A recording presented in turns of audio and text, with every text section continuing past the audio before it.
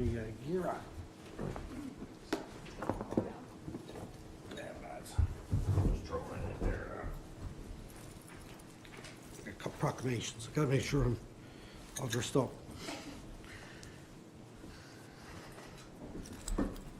All right, hope you're ready. Gotta roll. Not saying live. I don't know why. It's just saying ready. Okay, Just give it a couple more seconds. sure.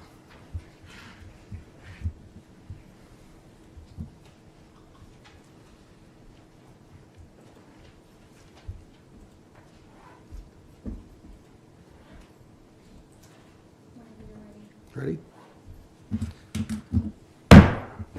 Ready? Okay, we'll call our regular public council meeting for Monday, March 9th, 2020 to order.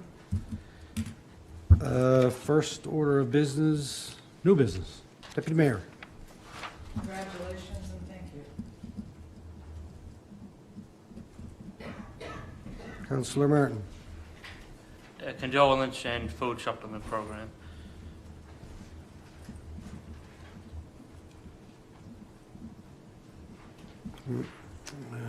Councillor Sorgas. Yes. Councillor Glenn. Just weekly thanks. Councillor Pollard is not here. Councillor Roach, not here. All right, can I get a motion to adopt the agenda as amended? Oh, me, I got a couple of congratulations there. All right, thanks. Motion to adopt that, please. So moved. Second. Or a second, or all in favor? Aye. Aye. Opposed, carried. Thank you. Move on. Set a public, there's a minutes here for public council meeting February 24th. Any errors or omissions? Seeing none, motion to adopt those, please. So moved. Second. Move to seconder, all in favor? Aye. Opposed, carried. Thank you. Proclamations, presentations. We have two proclamations here. One for Dietitians of Canada for Nutrition Month, and another one for Epilepsy, Newfoundland and Labrador Purple Day. And I will pass this one along to Deputy Mayor. And Councillor Glant has the one for Nutrition Month. You can go right ahead there, buddy. Okay, thank you, Mr. Mayor. Okay, whereas the goal of Nutrition Month is to encourage all Canadians to eat well, and whereas dietitians are a trusted source of credible nutrition information and are launching a campaign to help consumers make healthier food choices and engage in healthy behaviors like eating with others. And whereas Canadians are interested in healthy eating and want information to help them achieve this goal, dietitians offer nutrition resources on the Dietitian of Canada's website, www.unlockfood.ca. Now therefore, I, Craig Scott, Mayor of the town of Torbay, do hereby proclaim the month of March 2020 Nutrition Month in Torbay, Newfoundland and Labrador. So moved. Second. Second. We'll go ahead and we'll pass this and then we'll have a chat about it. All in favor? Aye. Aye. Opposed? Carried. Thank you. Do you have anything you want to say? Well, we have somebody here from Ariana Smallwood, right? Did you want to get up and give us a few words, Sure. if you don't mind? Okay, that'd be great. Sure. Here? Yeah, you can go there. Thank you for having me. I actually usually reach out to communities, but when I reached out to the town of Torbay, I heard that there was already a proclamation being signed, so I thought that that was amazing. And actually, I recently did lunch and learn with some people in this room, and I found out that this was the first town that adopted the healthy eating policy. So that was a really great thing as well. So this year we usually focus on food, but we focus very specifically on healthy eating behaviors this year. So it's about more than food. Just because, you know, a lot of people need to be more aware of sitting at the table, socializing when they're eating, and cooking more often, because so many people, because we're so busy in society these days, are more likely to indulge in processed food or pre-prepared food. That's usually higher in sugar, fat, and sodium. So we very much wanted to focus on those behaviors this year, just to bring it all together, and also the Canada's New Food Guide in last year in 2019 did the same. So they, very much stepped back and totally revamped what they did. Instead of focusing just on food and quantity, they also focused on the healthy eating behaviors behind that, and also how to prepare and cook food, because a lot of studies have shown recently that Canadians have decreased in their food skills. So a lot of people don't really necessarily know how to prepare food these days. So thank you so much for having me and recognizing the importance of healthy eating. Yeah, that's great, thank you. And I had an opportunity, I guess, last week, maybe the week before, to participate in a roundtable discussion with people from Food First Newfoundland to talk about the state of emergency and food security and all this kind of stuff. And I think it was pretty eye-opening how a lot of people are supplementing their diets using food banks, and in particular in the city of St. Johnson, or here too in Town Torbay, that people supplement use the food bank, and it's not always the most healthy food that you can get. Now they're getting whatever they can. I mean, people are not very well off in some areas, but I think that focus on healthy eating is really good, and I'm glad that our town does our part to make sure that, particularly with our programs even, that we're offering healthy food items particularly for children that come to our program. So it's nice to know that we're the first to do it, and I'm sure there's a lot of other municipalities now that have moved in that direction as well. So it's great to have you here. Thank you. Thank you for having me. So we want to get a picture now with this one. We all want to get up? Sure.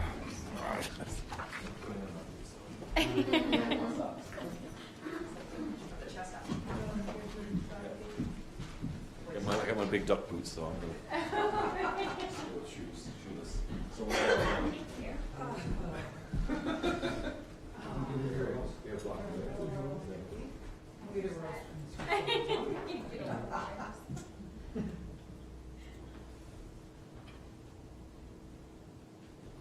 Would you mind taking a moment back here? Is that okay? Just so I can... Or we can, or I can email Oh, you. yes, that would be lovely. Thank you.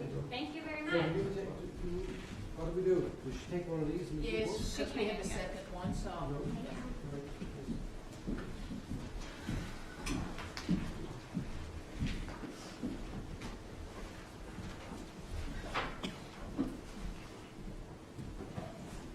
Alrighty.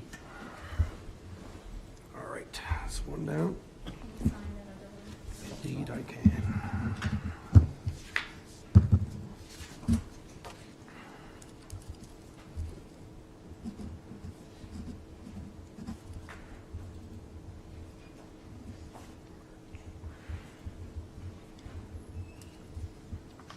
There you go.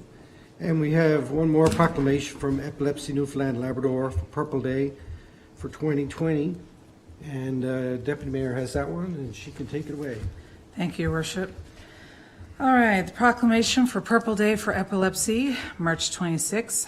Whereas Purple Day is a global effort to promote epilepsy awareness in countries around the world, and whereas Purple Day was founded by 9-year-old Cassidy Megan of Nova Scotia, who wanted to let people know that if you have epilepsy, you are not alone, which is very cool. And whereas epilepsy is a chronological neurological disorder which affects each person differently, estimated to affect more than 10,000 people in Newfoundland, Labrador, over 300,000 people in Canada, and 50 million people worldwide. And whereas 1 in 10 persons will have at least one seizure during their lifetime, and whereas the public is often unable to recognize common seizure types and unable to respond with appropriate first aid, and whereas Purple Day will be celebrated on March 26th annually to increase understanding, reduce stigma, and improve the quality of life for people living with epilepsy throughout the country and globally.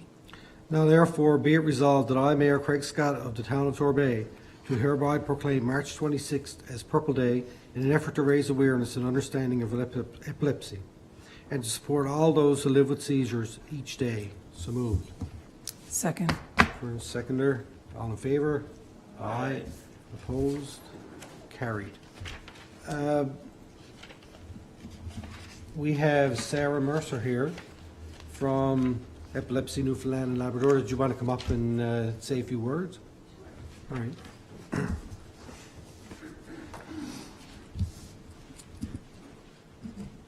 Hi, everyone.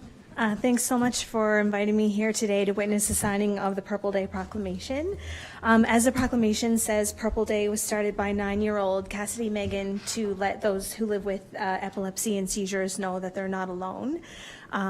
Each year on March 26th, we celebrate Purple Day, and it's held in Epilepsy Awareness Month of March. So all throughout the month of March at Epilepsy NL, we have events and do postings on our social media to try and reach the community all throughout the province, because we serve the people of the entire province. So each year, for many, many years, the town of Torbay has signed the proclamation, and we really appreciate that because it can be difficult to reach everyone. Where we have one office in St. John's, but we support and serve the entire province. So we really appreciate, so many, many years, the town of Torbay has signed the proclamation, and that really makes a great statement about the support that this town has for those citizens who live with epilepsy in your town. So I just want to thank you so much. Thanks. Okay, thank you. And for me, this proclamation, every year we do it, has specific meaning for me. My nephew has Dravet syndrome, which is a very rare form of epilepsy, as you know. And I guess for last year I didn't do it, but the 3 years prior, in the summer I do a walk here to raise money for that. And I couldn't do it last year, but I'm hoping to start that up again this year and do that. So that's my little piece that I try and do every year for that. And my sister has raised hundreds of thousands of dollars per walk in Cassis Bay in Ontario. So it's epilepsy and Dravet syndrome in particular is something that really hits home for me. So I understand exactly what you're talking about. And the more people hear about it and recognize it and understand it, the better, as far as I'm concerned. So Yeah. thank you for coming. Does anybody else want to add anything to say? Good. All right. We'll do our picture with this one now too.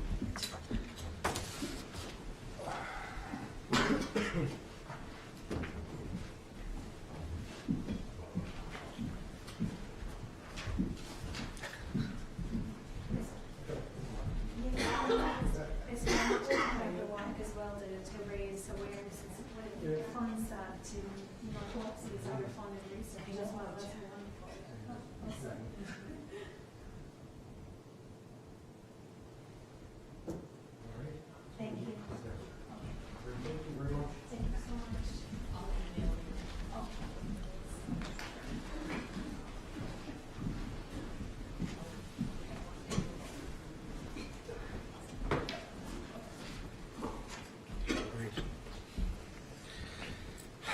Very good. All right, let's get back to our agenda. Is there anybody that would like to get on the first Q&A session? That's where we're to now, right? Yep. No? Good? All right, perfect. Thank you. Moving along, Mayor's report. I wrote down here somewhere. All right, I had a pretty busy and exciting week, or 2 weeks, I would say, if I have to say so myself. So I started off on the 24th of February. Myself and Mayor Breen, Mayor Bobbitt, Mayor Aker sat down with CBC for I guess a 2 or 3 part interview to talk about state of emergency and regional services and regional government and whatever else they wanted to talk about. They talked a bit about amalgamation, and then they went on the last day and they looked at Halifax, how that's worked out. So that was pretty interesting conversation. It was nice to be able to sit down and talk about what I guess the cooperation that we did have during the state of emergency, because not everybody saw that, what was going on behind the scenes. So just, you know how stories sometimes take off in social media in particular, and they get on a life of their own. And when you're not putting out correct information, like we were as a town, our information that we were putting out was excellent. But I don't think that we delve too far into the fact of the regional calls that were happening and everything. Yes, we knew that they were happening, but it was more important to put out the information related to the state of emergency that was happening at the time than we were concerned ourselves about the fact people didn't know that we were communicating on the region. So I think that was it was nice to be able to put that forward and let them know.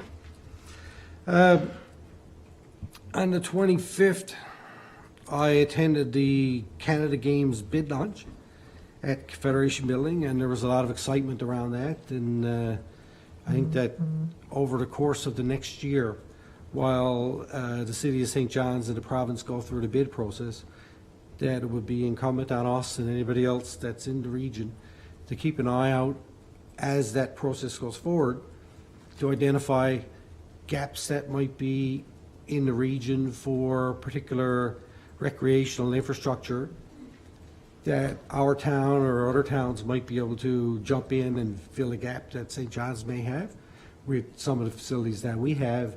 And there might be some opportunities there if we identify a particular facility that we have that might need an upgrade or something like that, that could meet Canada Games requirements, then we should be paying attention to that, and maybe that's where we could be picking up some additional funds for the federal government and provincial government to do some upgrades. So I think that's a good news story. I think we'll see how it goes over the next little while. That afternoon, as I just mentioned a minute ago, I attended a roundtable with Food First Newfoundland to talk about food security and the state of emergency in general, and how people were pretty vulnerable. And I guess until you sit down, and in particular, I think in the City of St. John's, we have vulnerable people here too, and we tried to address their issues as they came up, and we did. And we sent our crews to help people, and some of our staff and our neighbors, and everybody were helping each other out. But in some places in the City of St. John's, it's really difficult to be able to do that. So I think it was pretty eye-opening for me. And I think that I was able to offer a perspective to that round table as somebody who was involved in calling a state of emergency and working through it and lifting it. So I think that my feedback that I was able to give was good, and the information that I learned was also good. So there's going to be a report coming out on that meeting. When it comes out, I'll share it with council. That night, judged, myself and Don participated in judging the Lions Club Speak Off at Holy Trinity High School, and that was a fun event. Certainly, a lot of talented students at the high school, and it was fun for us to be able to sit there and listen to their stories and their speeches and get to hang around with them a little bit. It's nice. I always like going and doing things at the school, so that was pretty good. On the 26th, I attended my legislative review meeting to talk about, I think our topic had to do with conflict of interest this time, so that was a bit of it was a wordy conversation to have with the people that are reviewing our new legislation. February 29th, I was fortunate enough to be invited to attend the announcement of the winner of the Good Deeds Cup and at Rainbow Riders on Saturday morning. And I found out about it on Friday. It was, I guess, sworn to secrecy, and I was able to reach out to the mayors of our other 5 towns in our region and advise them, invite them to come Saturday morning. Jody and Darren were able to make it. The rest had prior commitments and they couldn't make it, but that was certainly something to be part of. It was really, I guess, uplifting and fun, and to see the faces on those kids when they walked into that barn and found out that they won was amazing, and I think that they're going to remember that for the rest of their lives. And that night I was able to attend at Jack Byrne Arena when they were sitting around watching the hockey game waiting for their announcement to come on, and that was also a pretty well kept secret. So, you know, I can't say enough good things about the work that they did, their coaches, the players, and I know that $100,000 that they won for Rainbow Riders is going to go a long ways to helping people across the province. It was a really good thing that they did. So kudos to them.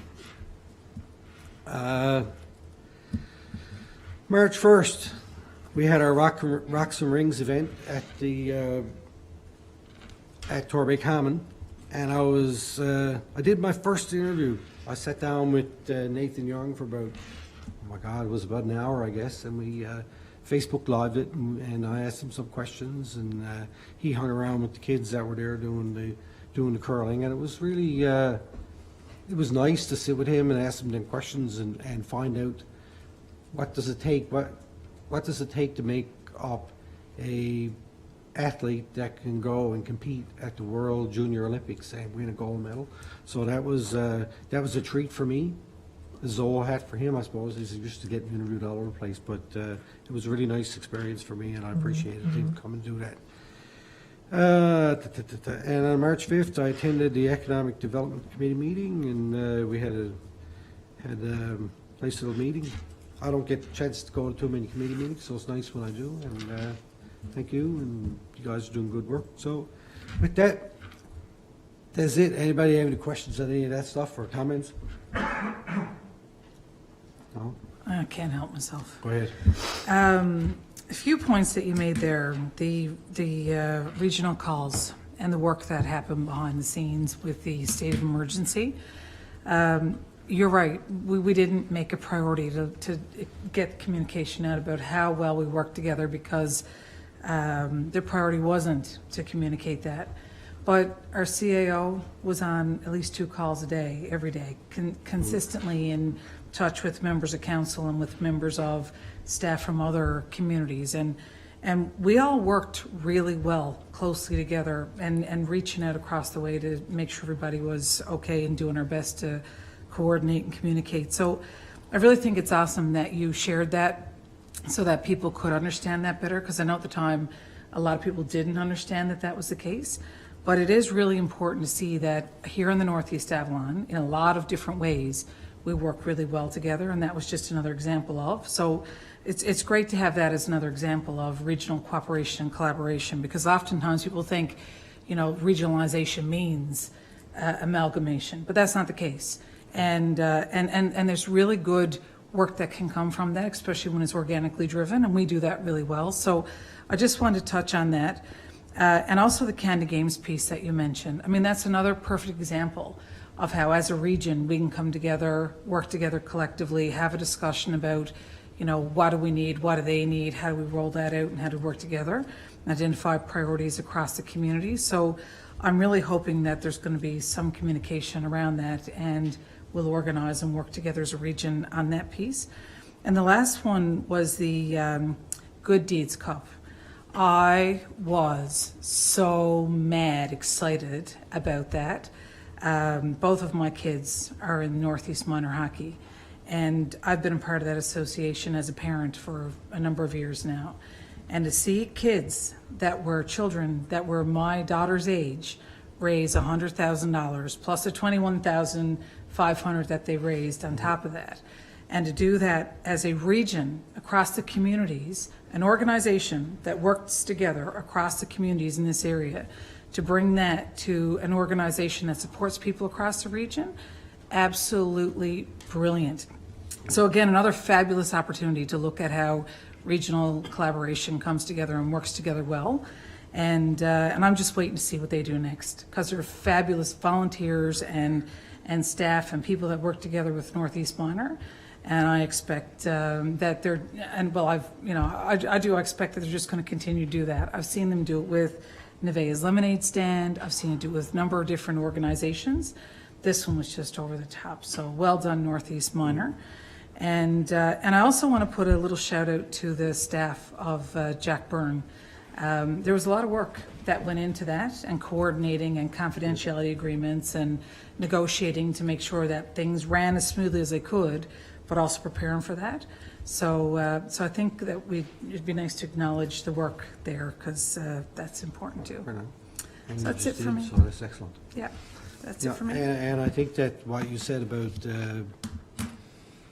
waiting to see what they're going to do next, I think that when people, it doesn't have to be them, it could be anybody, it could be members of council or whoever, when you go out and you do things like that, you volunteer and you highlight it and you put it out into the public, people see that and they say to themselves, I want to do that. How can I do it? And then they, that's the benefit of social media sometimes, is that you can get your message out quickly and people can see it, and it's contagious. When someone does something good and someone else sees it, they want to be able to find out how can they get in on that. So I think it's awesome all around, and I can't wait to see what they're going to do next year. So we'll see. All right. Moving on. Correspondence. There's a memo there from the Municipal Assessment Agency. Oh, did I? Oh, Business Arising, sorry. Thank you, Ann. Anybody got anything on there that they want to highlight or talk about? No? Good. See? I knew that. On to correspondence. There is a memo here from Municipal Assessment Agency. Just for information purposes, we'll forward that on to Finance, I guess. There's another one there from Department of Municipal Affairs related to COVID-19, the coronavirus, which we've all heard lots about in the last few weeks. So this is talking about public health in the province has been closely monitoring, and I guess provide municipalities with access to up-to-date information. There's a link there, so we'll probably want to follow up on that and make sure that our town is up on any information that we need to be aware of, and be posting it through our various channels, and make sure that people understand the most rudimentary protection against this is to make sure that you wash your hands, right? So can't stress that enough. All right, so we'll, and there's one here from the Army Cadet League of Canada, and that's there for major purposes. Is there any other reason that they sent that one down? Recognition. Oh, The okay. individual is a resident, so Yeah. we're asking that you would write a consider congratulatory letter or significant, or a certificate of recognition for a service. So Okay. have Julie draft something for your signature. Sure, we can do that, absolutely. Right, May I add to that? yep, This is an occasion, I think, where somebody, the resident, for recognition purposes, yep. the resident's name should be included, or at least announced. I guess when we do the recognition piece, we will. Right? We're not doing it now, so, It says who is a resident, so it's just the fact that We can it would be include, good to have the, yeah, we'll put the letter back in the package Yeah. once it's circulated, and then the name will be seen. yeah, once we do the letter up, we'll put that in. And we'll attach this with it, I guess, too. All right. Good point, Mary. All right, committees of council. Committee of the whole minutes for March 2nd. Any errors or omissions? Or are we just adopting them, aren't we? As they are. Could a motion to adopt, please? Or the seconder? All in favor? Aye. Opposed? Carried. Planning, Land Use and Development. Councillor Martin. Thank you.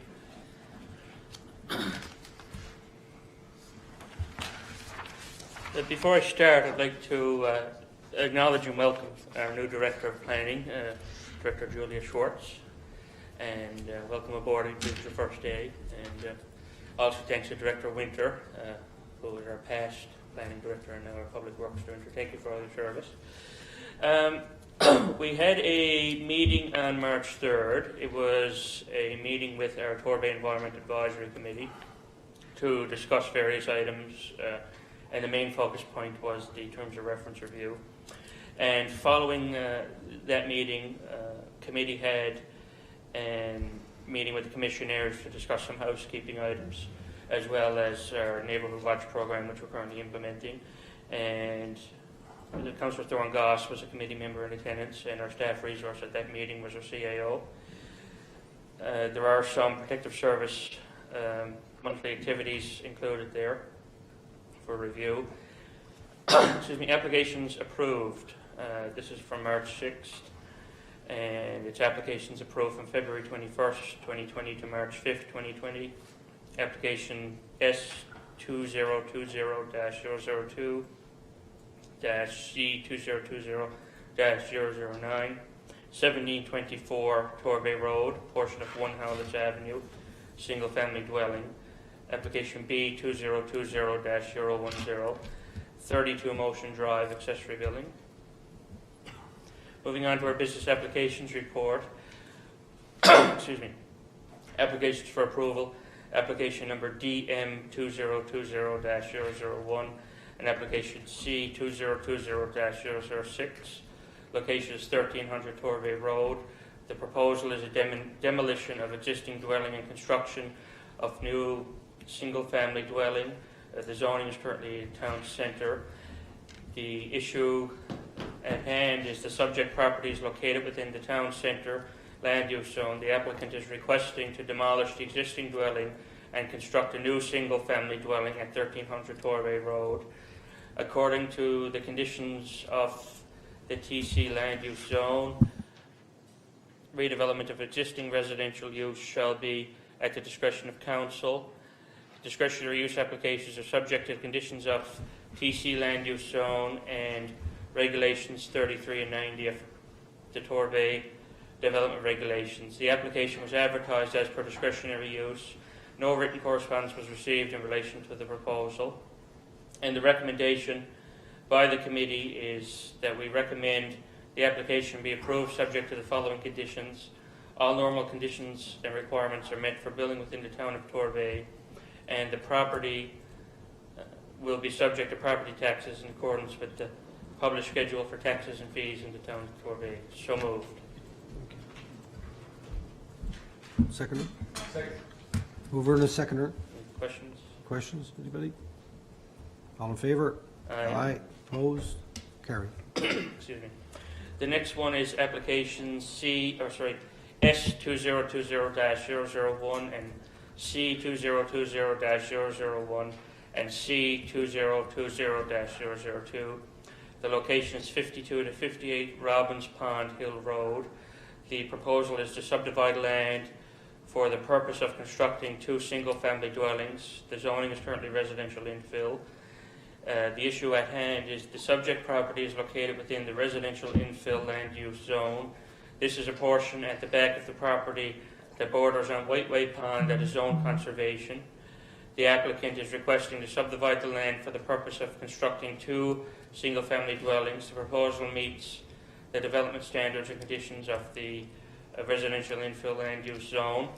The recommendation brought forward by the committee is that we recommend the application be approved subject to the following conditions. The first one being all normal conditions and requirements for building within the town of Torbay. The next one is the property will be subject to property taxes in accordance with published schedule of taxes and fees for the town of Torbay. And the third one is the applicant will be responsible for the upgrading extension of Robbins Pond Hill Road to the end of the property. And the fourth condition, the applicant is responsible for all costs, legal, engineering, and construction for the proposed road upgrade extension. So moved. Second. Mover, seconder, questions? Go ahead. I just have a question about the conservation zone. And I'm just curious because it is bordering on a conservation zone, and I'm wondering about buffers and protection, especially for Whiteway Pond. That's a place where, we all swim, and just want to make sure that we're looking at the environmental impact before we approve this. Can you guys speak to the conversation around that, please? Yes, I'll yield that question to Director Winter, I guess, as you or the Director Hannon will follow the time. So that pond is as your normal 15-meter buffer. So that's the reason we mentioned the conservation zone. So like any other property around the pond or any pond in the town, there's a standard 15-meter buffer in the pond. 1.5. Pardon? 1.5. 1.5, 15, yes. 15. Yeah. meters. So dividing this property is not going to impact the conservation No, zone? that lot is like 300 feet deep or something like that, so it's really Okay. deep lots. Okay. Yeah. Thank you, Brian. Yeah. Councillor Lamont? I had obviously similar, excuse me, similar concerns with regards to any impact on the conservation zones, particularly around any of our ponds. So I guess are we being proactive in any way to make sure that if and when this goes ahead, that there won't be any impact to that? I don't know if there's been any direct communication with the applicant to basically ensure that, you know, they're aware of the conservation zone. Because I know in some parts of the town in the past, we've had residential development happen next to a conservation zone, and then something bad happens to the conservation zone, and people say, well, geez, I didn't know. And then it's kind of ask forgiveness versus permission. And I think this is an exact case now where we can actually have an opportunity, not just say be proactive versus reactive, but actually be proactive and make sure that nothing happens to any of the buffers around there. I guess this subdivision of land, though, does that include the conservation zone, or is it just border around the conservation zone? Like, are they going to own that piece of are they going to own a piece of that buffer, or does their property stop at the conservation boundary? I believe in this case, their property goes to the high water mark, which is pretty much common on most ponds in the town. So they own it now, and they'll own. Yeah, there's no difference. Properties. They, and that will be noted in their approval letter if they're granted approval at a point in time for the conservation zone. Right, so their property doesn't back onto the conservation zone, the property includes that conservation zone. That's not uncommon, every property. No, I understand, but that's exactly where we had issues in previous places where there was actually ownership of the conservation zone, and people said, well, I own it, I can do what I want with it. And then, that was the whole thing from many years ago with the appeal process for rezoning. And we made sure that when we rezoned it, that the property stopped at the buffer zones, right? Remember that with the Western Island Pond and everything? We had the... Yeah, that's a little different because it's the habitat management unit compared to the conservation zone. Yeah, no, I understand, but there's similar concerns. I know there's... Similar but different, yes. We're not rezoning the conservation zone. No, I understand, but I'm saying problems in the past had been created by basically the ownership of the conservation zone being in there, and I think even at motion, I believe. So that, again, this just underscores the importance of making sure that when residential development actually occurs, that we ensure, and we have a responsibility to ensure that, nothing happens to this, which is essentially a public asset of the pond, right? And it is something, we're more cognizant of, as things happen from the past, we do take that into consideration on new applications, and we also, have our municipal enforcement that now falls under PUD also reporting back to us, so staff with them can also coordinate and communicate to ensure that all the regulations are being followed and address any issues, if and when they come. But I do understand your concerns. Right, so I just want to make sure that we're proactive here right now, so if any infractions happen with that conservation zone, town council, or town, I guess, is going to act to enforce, to make sure that those conservation zones aren't changed anyway as per regulations, right? Just so that everyone's, on board, including the applicant, that they're well aware that this is, I don't want them to come back and say, oh, geez, I didn't know I couldn't cut down those trees or the path or whatever like that, right? Yeah, they're aware of that. It's noted under survey as well. There's a new survey, just leave it. Yeah, and just one final point again, because it says here, if we hadn't asked the question, it says here the portion of property borders, right? Okay, I know, I got you. Just to go forward to, just particularly any case with the conservation zones or anywhere, just it'd be really helpful to have just a map, basically, so people can kind of see what these things look like. I know in the past we had included maps, and I know that some councillors always kind of were requesting maps we put in for stuff like this, so council and the public can see exactly what this is, and I think that would be helpful going forward. Yeah, so I guess we can definitely discuss that at our next. yeah, well, we got a new director now, so not that the old director didn't do it, of course, right? But just I'm saying that purposely in case right. someone might. Let's do it. Thank you. Okay, all in favor? Aye. Aye. Opposed? And I have two more reports. Business business application reports. The first one, business application report to be considered at tonight's meeting. Application BR 2020-002. Location is 5 Pondside Lane. The proposal is a home office for a business providing consulting and services for spray tanning. The zoning is a residential large lot. Residential large lot, yes. The issue at hand is the subject property is located within the residential large lot land use zone. The proposed home office is listed as a discretionary use within the residential large lot land use zone. Discretionary use applications are subject to condition 10 of the land use zone and regulations 33 and 90 of the Torbay Development Regulations. The application was advertised as per discretionary use applications. No correspondence was received in relation to the proposal. The recommendation the committee has brought forward is that the above noted application be approved subject to the following conditions. All normal conditions and requirements for operating a business within the town of Torbay. The business will be subject to business tax in accordance with the published schedule of taxes and fees for the town of Torbay. And lastly, there shall be no parking of commercial vehicles or storage of materials on the property. So moved. Original seconder. Any questions? All in favor? Aye. Aye. Opposed? Carried. Thank you. The last one I have is application DR 2020-003. Location is 560 Indian Mill Line. The proposal is a home office for a chocolate bar and confections business. Zoning is residential infill. The subject property is located within the residential infill land use zone. The proposed home office is listed as a discretionary use within the residential infill land use zone. Discretionary use applications are subject to condition 10 of the land use zone regulations 33 and 90 of the Torbay Development Regulations. The application was advertised as per discretionary use regulations. No correspondence was received in relation to the proposal. Committee recommends that the above noted application be subject to approval with the following conditions. First one is all normal conditions and requirements for operating a business within the town of Torbay. Second one is the business will be subject to business tax in accordance with the published schedule of taxes and fees for the town of Torbay. And the third one, there shall be no parking of commercial vehicles or storage of materials on the property. So moved.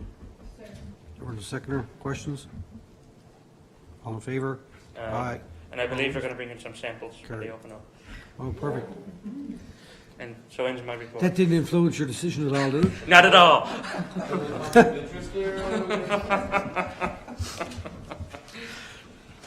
All right. Admin and Finance. Deputy Mayor.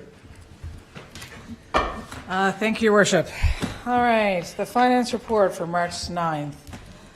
Payroll for the period of February 20th to March 4th for 46 employees totaled $106,724.16.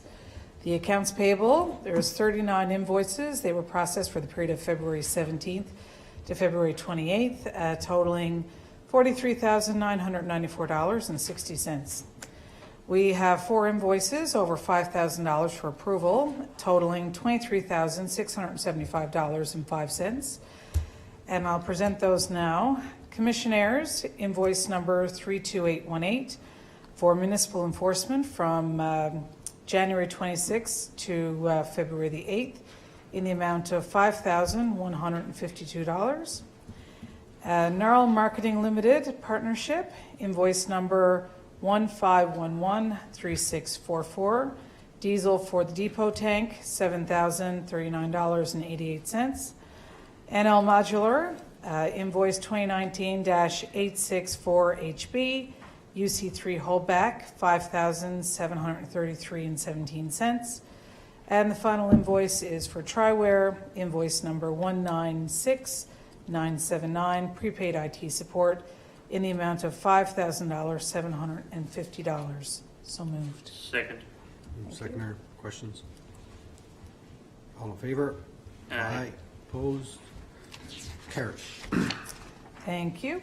Thank The you. information is there for the update for the public. Revenue and expense report are attached. That's what That we're is saying, it. right? Yep, all right, thank you. Economic Development and Tourism. All right, carry on. Thank you. All right, the Economic Development and Tourism Committee met on March 5th from 6:30 to 7:30.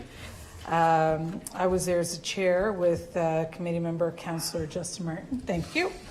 And our staff person, Deanne Lawrence. And thank you, Mayor Scott, for joining us for part of that meeting, and CAO Don Chaplin. We talked about the Investing Canada program, and information was provided to us about that. Right now, my understanding, and Don, correct me if I'm wrong, but my understanding of that is that the idea is to have information readily available for potential investors that may want to come and look at Torbay as an opportunity to do business. That is correct. Yeah, so there's no cost for us other than to keep the information up to date for this. Right. But the cool thing about it is if there's an investor and they want to come to Newfoundland, and they want quick information about places where they can set up and do business, then we would be a community that would be there with all of our information, so they could have a look and see if we're an opportune place for them to come, connect and set up shop. So we thought that was a great thing to be a part of. We also had a conversation about the RFP, and the RFP was the idea. This is the CAST piece, Don? Correct. Yeah. So what I had spoken about, I myself as a consultant have pre-qualified for the CAST program. So this is something I understand very well. And what it is, it's money that comes through a COA that is put through the CBDC. And there's allocations for resources up to $10,000 to do different projects. So we had discussed the idea of putting out for 75 cents on a dollar, the idea of doing a review of our economic development plan, our business park plan, all of the pieces that we've had around economic development planning, to put that together and have someone do an initial review of that, rather than spending our limited economic development budget and pay 100% of that cost. We looked at putting that together, getting ready for the next round of CAS, and then speaking to the CBDC to see if there's a possibility to apply for that and see if the town can benefit from it. It's a good idea. We probably have to reprofile this area down here behind Town Hall too, because last time we did it, we included a community center, which we now got at Kingston. So we'll look at all that and have a consultant look at it. When that comes to pass, I'll have to step back because I sit on the CBDC board of directors, and maybe Councillor Martin can deal with it. There's no direct opportunity for me to make any money to have a conflict of interest issue, but just for the perception of it, I'll step back when that comes forward. Under tourism, we talked about the H&L conference, and our economic development officer was out there for the conference this year from February 25th to 27th. So it was a great opportunity for her to network, to meet people in the industry, to speak with communities, and talk about the town of Torbay. She also looked at opportunities for the History House and how we may be able to profile ourselves as we get ready for that in the future. So she found that very useful and very positive. She also recommended that we as a town look at participating in that on an ongoing basis. Not sure how yet with the History House when it comes on stream how we'd want to look at that, but she suggested that as a recommendation when she came back. The RFP for the History House has gone through the motions.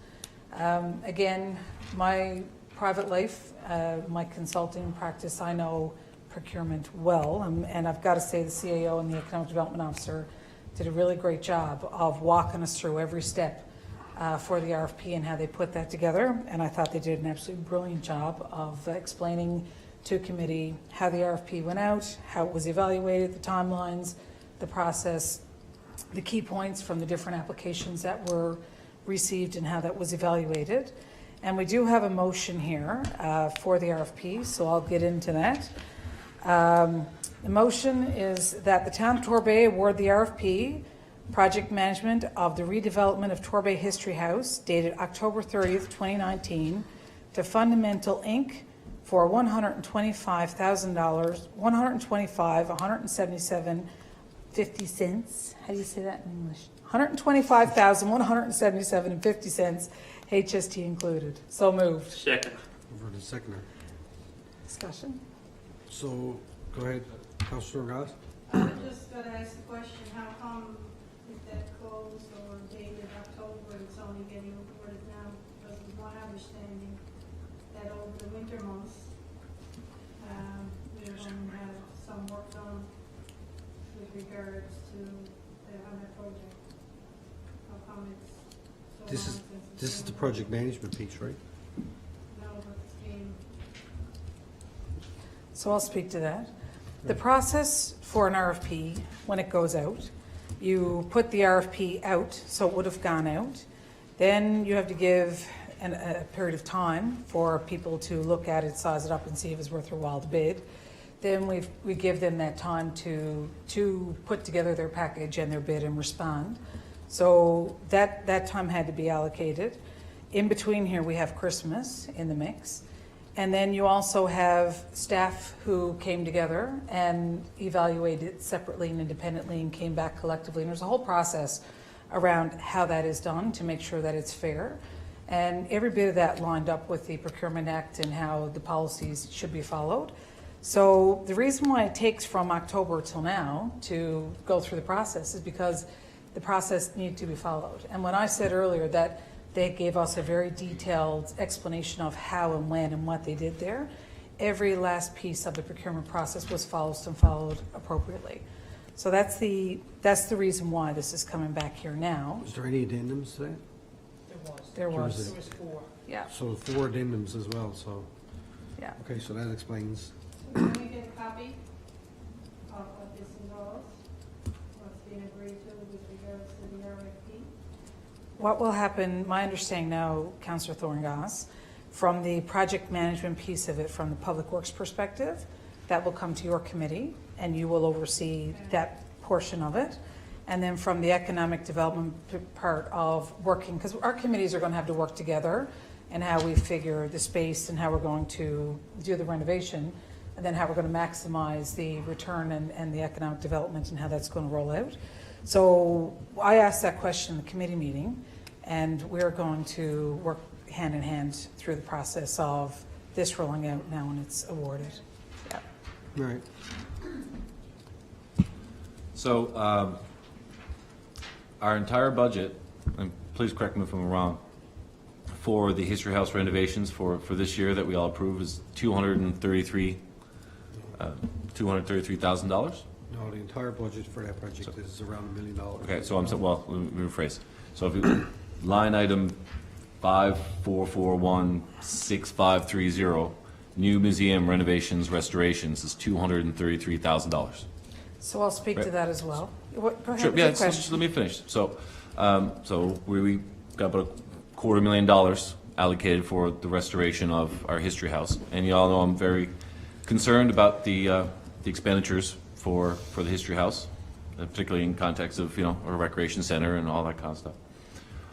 So when I see a RFP for the project management of it to be $125,000, I'm very concerned that, we're spending basically 50% of what we've allocated for the actual restoration towards the project management of this. And I think, I'm glad that the process was followed and all that kind of stuff, but the most important part of the process for RFP is when we get the final number back, that we as a council look at and say whether or not this is something that we should pay on. And in particular, going to Councillor Thorngoss's point, again, I don't want to go after the fact, because I know we've always talked about after the fact, hey, where does money come from? Once the invoice comes in to pay it, and we're like, hey, what are we actually getting for our money, et cetera. I am not comfortable approving $125,000 for project management of for the History House, particularly in, with the scale of what we even actually have budgeted for the renovation itself, and with no details of what this is going to be. This is an exact example of where we need to.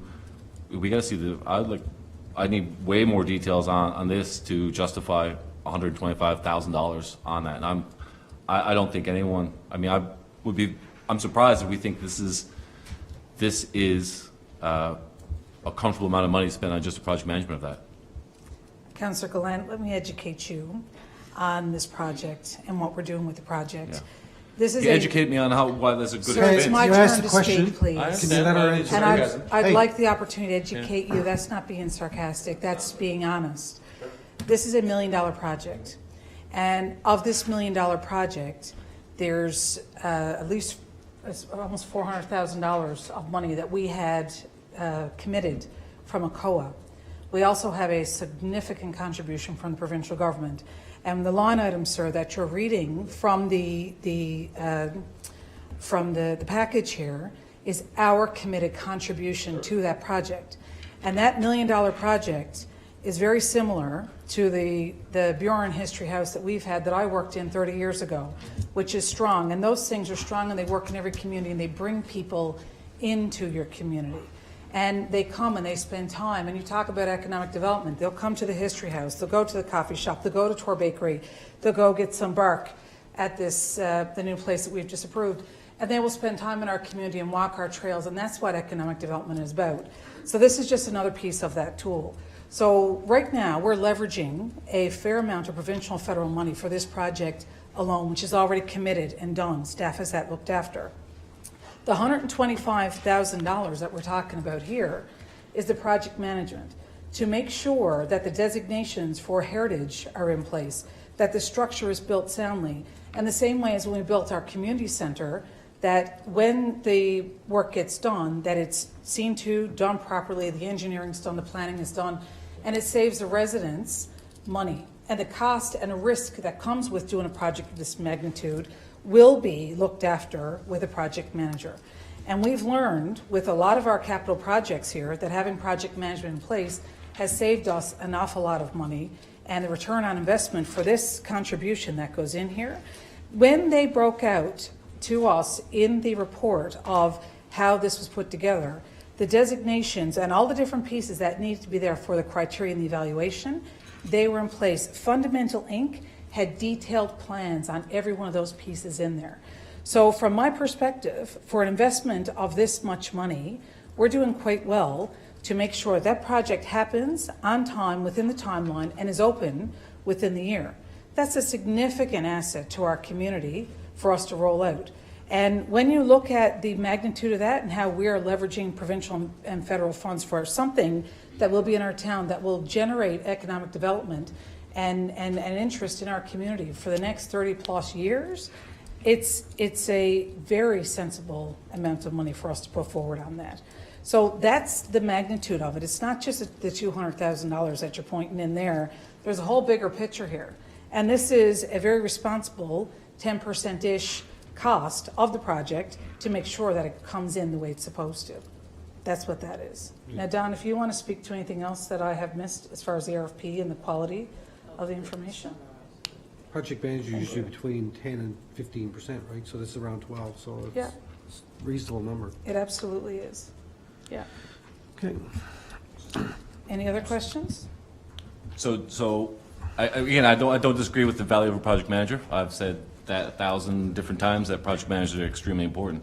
But I do think that the $125,000 is still high. That's fine if you think that's a good amount. Then that's your opinion. That's fine.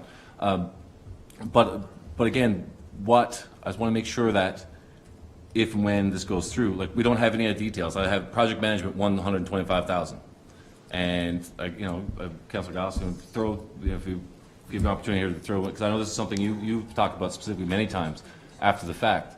But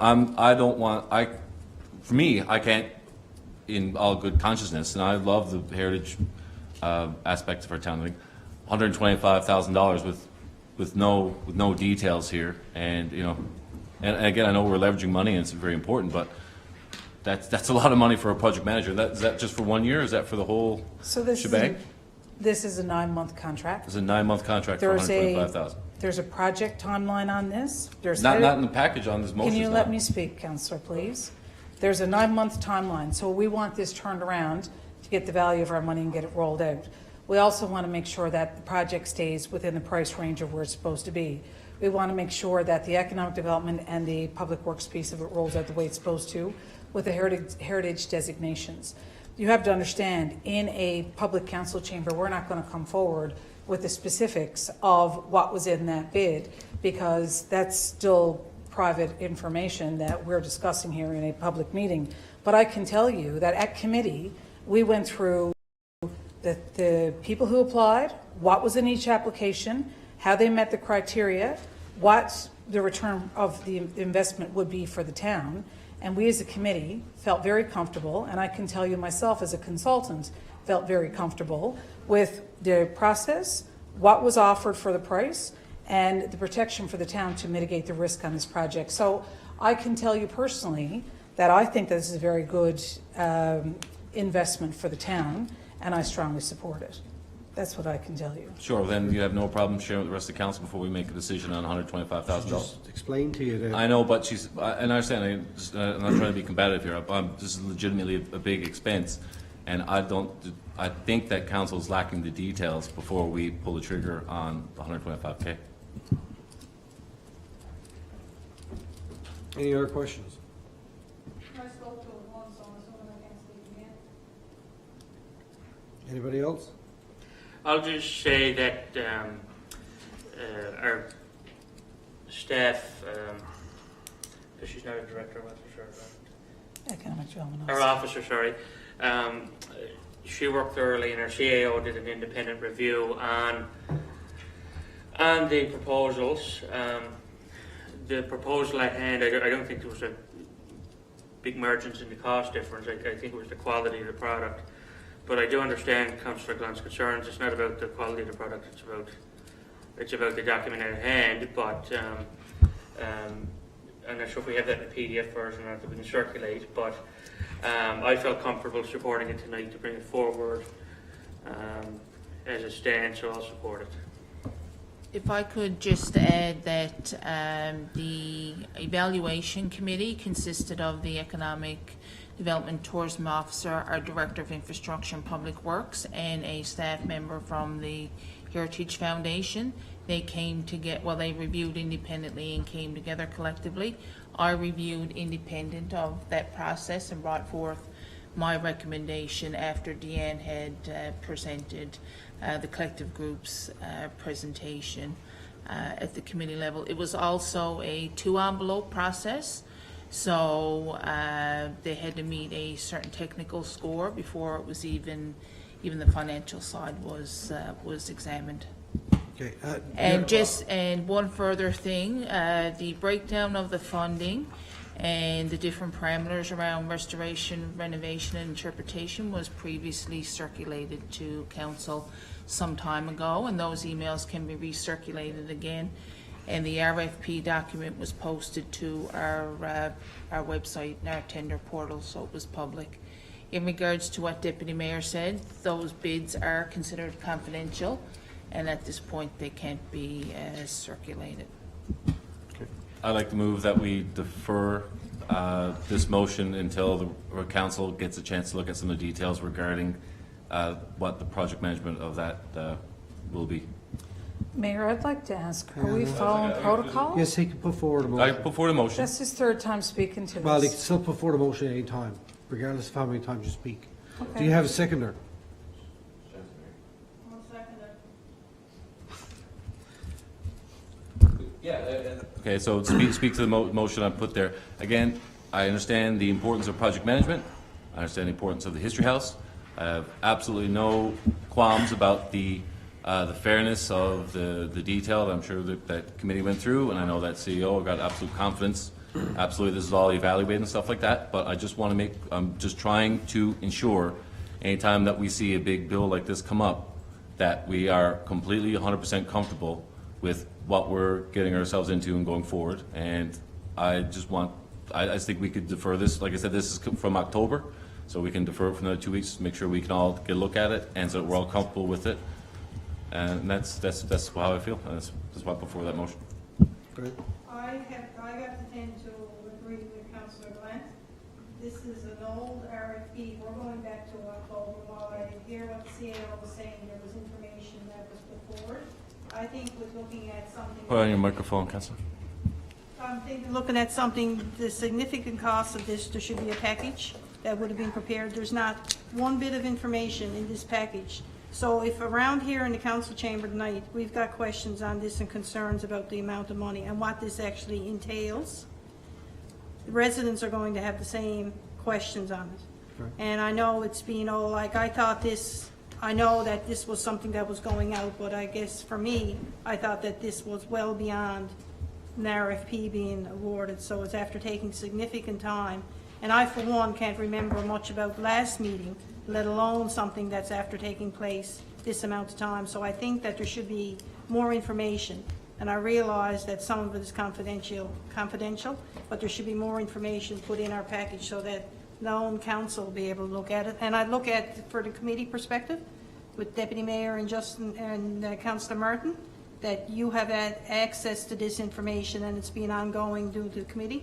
But for me, and there's nobody probably more supportive of that Torbay History House than I am, but I really don't think that I've got enough of information to detail what that $125,000 involves. So I'd like to speak to this motion. This is the 9th of March. Even if we put this on the next committee of the whole agenda, which we've already got plans for, you're looking at the 23rd before it gets back here. This is an issue that if we right now have a significant amount of funding on the table where we're leveraging provincial and federal money, if we don't spend that money and we don't do it in a timely fashion, we're at risk of losing it. The second piece, you're right, Councillor, we have gone through the process. Committee has done our work on it. We have analyzed every bit of it, and we are bringing this forward today for adoption because we are confident of the information that was provided to us. It's not in the package because at this point, the CAO said it's confidential information that we cannot share. And to be very clear about this, the timeline of this piece is very important because once this is approved, we've got to go back, we've got to award it, we've got to get all of our ducks in a row and get things in place and have this ready for the spring so that the majority of the public works work that needs to be done will be rolled out over the months when we can, when this weather clears up. So from my perspective, it's timely for us to approve this now. Like I said, it's 10% of the project cost. It's to protect the residents and mitigate risk. And from my perspective and what I have seen, the review that I have done, and I'm taking off my deputy mayor hat and putting on my consultant hat for 2 seconds, and I'm telling you right now that this is the best opportunity to put this forward. And if we don't support this, then we're going to create an opportunity where our residents are going to be at risk for cost overruns for this program, not for this history house not being done this year, and losing the funding for it. So I'm sorry, I will not support any motion to defer, and I will vote tonight to approve this money with the people that we have here. So that's where I am on it. I'll speak as well, I guess. Again, it is, one of those situations that's not ideal with the interest of time and funding and so on and so forth, as well as Councillor Gallant and Thorngoss's points. Unfortunately, I think I am going to have to vote for to proceed tonight in the interest of time. The time and funding available that we discussed at our committee, because I know we did discuss potential of bringing it to a committee of the whole at our committee meeting, and staff advised that while it's not ideal, it's all about timing and funding, and we're not in a position financially either on the other side of it to risk losing all this funding, and then the town have to pick it up when it's not budgeted. So unfortunately, I'm going to have to proceed tonight and vote for the pass. All right. Well, I know what's in the RFP because when it went on the website for the town, I went and looked at it, like I do with every RFP that goes out. So I know what people were bidding on. I have zero expertise in to evaluate a package that comes in for an RFP. So our staff did it. Our Director of Public Works, our CAO, our Economic Development Officer, and an outside person came in, looked at all the bids, and came to a conclusion. I'm fine with that because I am not a person that has the expertise to evaluate a bid package, and it's not my job. It's the staff's job, and they did it, and to bring it forward a recommendation to move forward, so I'm fine with that. So just to wrap up my motion there, if you want to award this non-concept, that's fine. But it's to say that to delay this for 2 weeks is somehow putting us in danger, if that's the case, then it's poor form to put forward a motion that, you know, hey, if you turn this down, then we're going to be at risk of stuff. If it's that timely and that important, you know, that's not how things are supposed to do. We're supposed to be able to look at this and honestly take a look and ask questions. We have more questions. You come back the next week. You know, you can't be, hey, we've got to pass this now, or hey, we're going to lose some funding or something. I don't buy that for a second. I understand that we always don't want to have big delays and stuff like that, but like I said, this is months old, and there's a big lack of detail for us as decision makers of the actual price point of it, right? And that's what I'm concerned about. So it just seems like it's a really high thing, and I don't have any details right here in front of me. Like I said, you guys have all the detail. I didn't see it, so how am I supposed to okay $125,000 for 9 months of project management for you know, it's a history house? This is not the $14 million rec center, right? This is, and I understand there's some details with the funding and all that, but I don't know if it's $125,000 worth, and if, you know, I guess my support's probably not needed here to get this passed, but, you know, if you want my support for, you know, something that's $125K, then, you know, I think this, of all things, this is something that we should have talked about in detail. I mean, we spend, I've said this before, we spend more time talking about the little tiny things around this table than we do about the big things, right? We'll talk about, you know, hey, this event costs $6,000 instead of $3,000, and then something will come up with this price tag, and the cry usually is, oh, if we don't pass this now, we're going to put ourselves in danger, and we pass hundreds of thousands of dollars worth of stuff. And I just think that we got a responsibility to make sure before we do this. And again, no, this is not meant as a criticism for y'all for doing the work and all that kind of stuff, but it's just that I do not have the comfort level to support this, and I guess it's unfortunate, but, you know. Okay, thank you. All right, all in favor of Councillor Glenn's motion to defer? Opposed? Motion's defeated. Okay, now we'll vote on the main motion to award the RFP. All in favor? Aye. Opposed? Carried. Thank you. All right, so back to the report. We discussed the History House and the governing model. There was a past expression of interest that was put out with the previous council. I have requested as chair of the committee to view the people who were there to understand a little bit better about the process. I have asked if there were any job descriptions that were laid out for this board. As we were talking about the governing of this board, it's still a town asset. It's going there with taxpayers' money. We want to make sure that as it's governed and operated and run, that it operates the same way that Jack Byrne does. That, you know, we give it an operating grant. We've got our money in our budget allocated, but we want to make sure there's good legal representation, accounting representation, the representation that we need to make sure that this thing runs the way that it should. So we're having that discussion right now. We are looking at all options, and we're also considering the work that was done in the report for the operations of the History House. And we will be discussing that at upcoming committee meetings, and then we'll come back with a recommendation from there. So that's where we are on that piece. We have recently joined a membership within NOIA, and one of the things that came up was a coffee networking session meeting with the CEO. And although we weren't able to attend that one specific event, we would recommend and encourage members of council to participate and attend some of those networking events.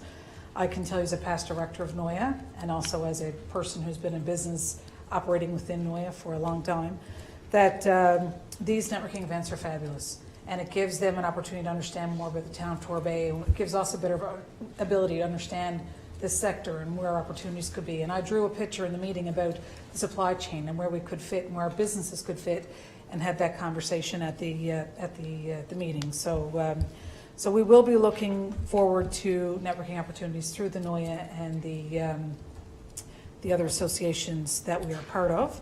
and we would encourage councillors to participate with staff.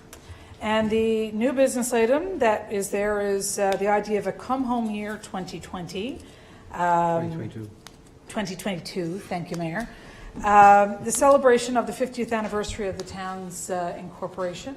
So we talked about that as an idea and a concept, and staff are going to have a look at pulling out some of the historical information about how that's been done in the past, bring it back to committee, and then we're going to have a conversation about where to from here and how to plan that. But it does take a significant amount of time to plan an event of that magnitude, so so we're going to start that conversation now. Any questions about the report? Anyone? No? All right, well then, thank you. That's it for me. Thank you. All right, where are we to? Infrastructure and Public Works, no report there, Councillor Rongas? No. Okay. Recreation, Community Services, no report. All right, Liaison Committees. Atlantic Mayor's Congress. My next meeting is coming up in April. I sent an email to Anne. Did I send it to you? I sent it to Don, did I? Oh, okay. Booked my hotel, so that'll be coming up. There's not much, I don't have any report from Intergovernmental Affairs. Jackburn Arena. No meeting. Nothing? Okay. Northeast Avon Joint Council. Your meeting is coming up, right? Wednesday. Yeah. RNC, nothing to report. I must make a note to follow up with Chief about the traffic thing, see where that's to. Torbay Volunteer Fire Department, Councillor Martin. Thank you. They had their regular bi-weekly meeting on March 2nd. They've been quite busy. There's various commercial projects going on in town that safety inspections have been completed on, which is good to see given the economic conditions. There were a total of 16 calls. There were 7 medical calls, 1 wire down, 2 requests to assist, 3 residential alarms, 1 residential fire, 1 extra service call, 1 vehicle fire. We also released the names of the Firefighter for the Year nominees. The 3 nominees for Firefighter of the Year are Ron Francis, Ryan McCauley, and Dale Pittman. So that was disclosed at the Congratulations to them. Yes, congratulations to them. Yeah, they all put in their hard work, so it's nice. I'm sure they like to be recognised. Also, there were a number of constitution changes which they discussed at the meeting prior, and they voted on at that meeting. So the next meeting, the results will be brought forward, and then at a later date will be forwarded to council. Other than that, next Monday night is our next bi-weekly meeting. So ends my report. Great. Thank you. Any questions on any of that stuff? What's the process for constitution changes? They come back after it's all done to come back It's to my council, understanding or- that once they complete their review and vote, then their decision comes back to us for council, which is what I discussed The with council of the whole. Yeah, it comes Mayor will to, be a committee to whole, right? That's what Yeah. the chief, I understand from the chief. yeah, it Yeah. comes back, and then their constitution will be adopted at a public council meeting. Yeah, we'd have to review it and then, Okay. Thanks. All right. No notice of motion, new business. Councillor Glenn. Okay, just wanted to give a thanks to the council and everyone that was at the committee of the whole. I know we talked about some really important things with regards to the recreation center, and I'm glad that we're committed to working together to make sure we make the recreation center a successful and safe place for all the entire community. Thank you. Councillor Martin. thank you. I'd like to give a condolence to the McGrath family. I wasn't aware last meeting that the obituary was published, so I withheld within yourself, and Councillor Thuringas gave condolences. So I would like to extend a warm thoughts to the McGrath family for the loss of Mr. McGrath, as well as Vance, who's currently an active member of our fire department. I'd also like to I'm not sure who and who hasn't seen in the news. Our friends in Balleen, the town of Balleen, which I've seen Deputy Mayor Whalen and Councillor King, as well as their staff, kind of drove a bus on a bulk food supplement program, whereas they had some funding, I believe, from the provincial government and their town, whereas they buy bulk food and then residents also pay a portion, and it's a reduced rate. You know, you get it's not just for income grade; it's for all residents. I'd like to commend them. That was an interesting initiative, and I'd like to ask for our council to consider the review of such a program in the future. I'm not sure which committee that would fall under, if it would be Community Services or Finance admin, but maybe that's something, Mr. Mayor, that you can consider and disperse to the correct committee. But I think Don can do that. or Don, yeah, okay. I think when we have our own brochure here in the town, things like that, so it would be a good program in our own bakery. It'd be a good program for us to engage on as well, and also network with our own suppliers in the town. So we have, we have everything centralised and helping. So I'd like the council to consider that. I think that for anybody that don't know what you're talking about, is they offer a bag of groceries essentially for $20, includes chicken and some other things. You know, so I don't know what scale that we could do that, considering we got 8,000 people and they got less than 500. So we'll certainly we can look at doing something like that, or figure out how we can go about it. But it's a good idea, and I congratulate them on that. Yeah, it's excellent. Deputy Mayor. Thank you, Worship. Well, congratulations. The very first congratulations goes to Northeast Minor for the Good Deeds Cup. That was just so big and over the top and amazing and brilliant. And that's a national cup. That's the banners hanging in Jackburn Arena.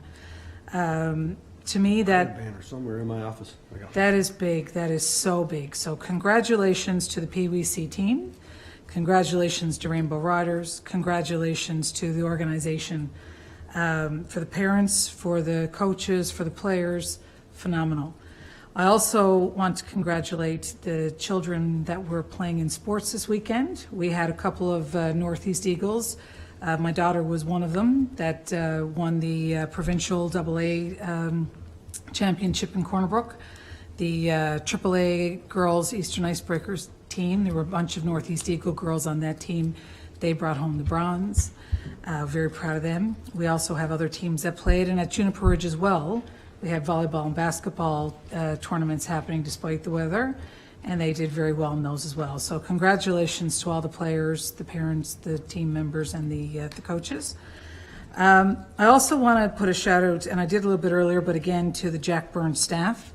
2 weeks before the announcement came that the Good Deeds Cup had happened, I had a call saying you can't tell anyone, Trina, no one's allowed to know, but we're going to have to take ice time from the Northeast Eagles. And they worked so hard for the 2 weeks lining up to that announcement, and they did a fabulous job. So congratulations to the staff at Jackburn. Really proud of the work they did. And I'd also like to just mention International Women's Day. We had International Women's Day yesterday. And, it's always great to see the support, and there's an awful lot of support for International Women's Day. But one of the residents in the community was really interesting, said, well done. And then I said, well, thank you for your support. And he went, this is your day. And I went, hold on now. There's a whole lot of people who support us. And, the support of our staff, support of our council members, but there's an awful lot of men. And there's an awful lot of people who identify in many different ways, so that I don't want to, men or women, however you identify individually. I want to thank people, because we have people that aren't even from our community who support us, who support me. And if it's on social media or in other different ways, it's amazing to see the support that's there. So from our family members who give us the time to go and participate in roles like this, to our colleagues who support us and have lively debate and lots of good interaction and dialogue in this arena.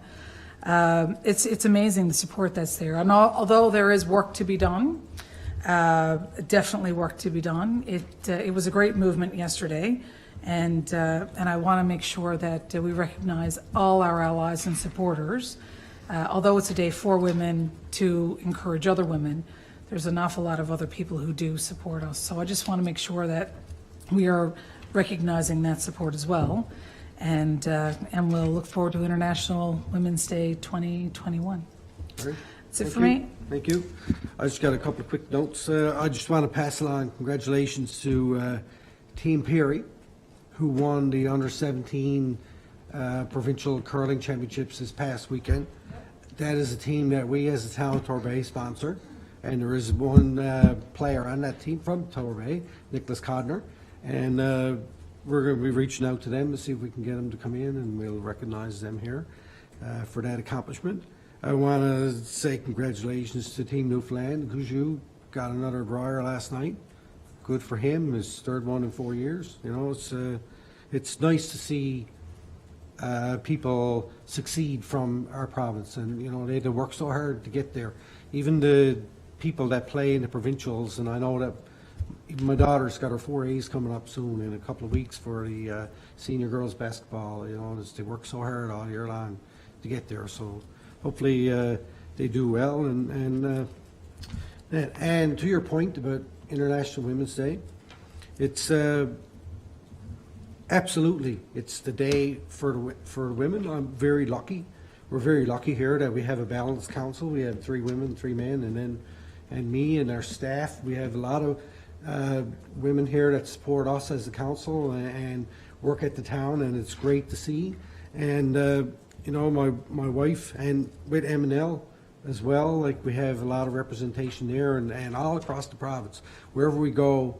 When we're doing M&L functions and we go, it's so important that the perspective and the feedback and the input that you get from both sides, for the men and women, and that we can work together. It's important, you know. And my wife and my daughter want to make sure that this is the world that we're living in, where my daughter can feel confident and grow up and be all that she can be. So, you know, it's hats off to that. Hats off to all you guys here, and I appreciate everything that you do. So, with that, we will Q&A. Anybody? Robbie?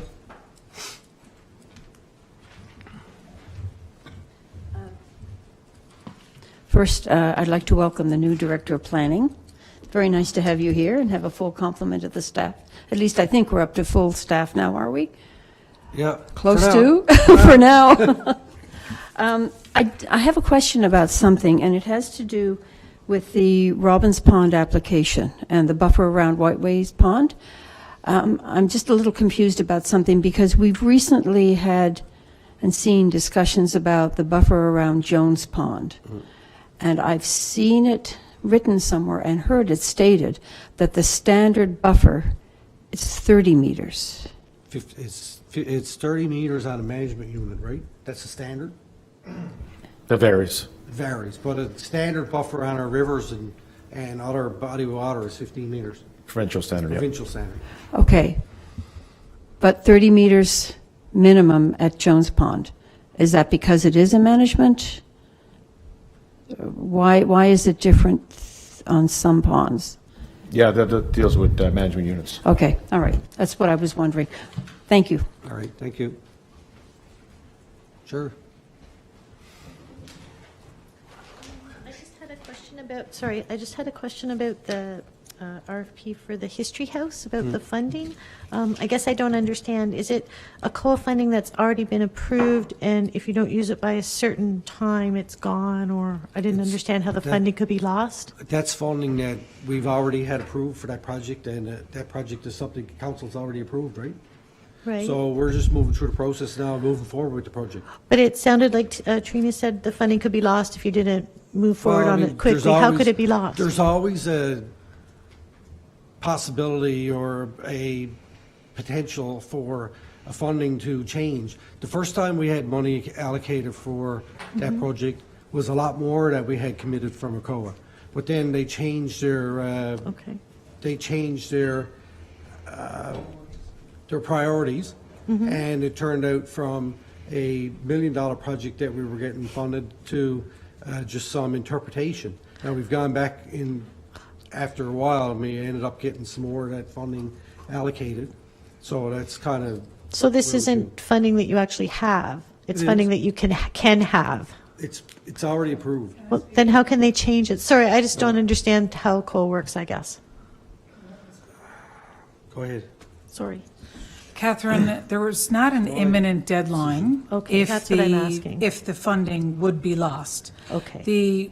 To the mayor's point, the 31st of March is coming quickly, and that's the end of fiscal year for a federal government. Okay. So if there's going to be a change in priorities, I mean, possibility that you could be looking at something in that world when the next round of monies comes out. Okay. From our perspective, there's not a situation like Councillor Gallant had kind of understood where he thought, well, if we don't get this out this week, we're going to lose the money.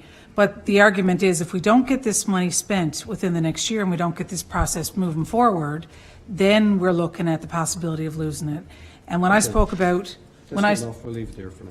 but just when I spoke about the year and the timeline and getting things ready for the spring, it's important to spend this money this year. Thank you. Sorry, I thought there was a deadline. I No, didn't, there's I no didn't deadline. understand. I don't Okay, think that there's no fear of us losing that money.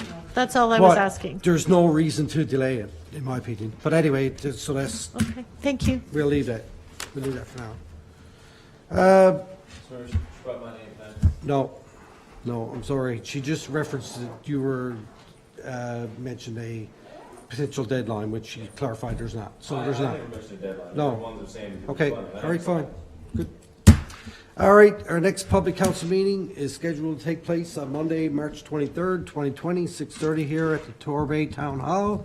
And with that, I would entertain a motion, please. So moved. We're the seconder, all in favor? Aye. Opposed? Carried. Thank you. That's $14,000 a month. I understand, but just so everyone's aware, $14,000 a month